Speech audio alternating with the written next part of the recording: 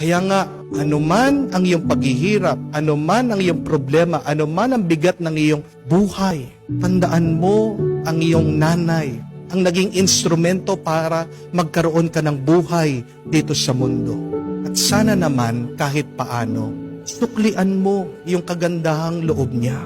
Bakit? Kasi tandaan niyo po ito, when you are good to your mother, God will bless you. Yung mga hindi marunong magmahal sa kanilang mga ina, yan yung mga naghihirap sa buhay. Mababasa niyo po yan sa Biblia. Honor your parents, honor your mother, so that all will be well with your life and that you would have a long life.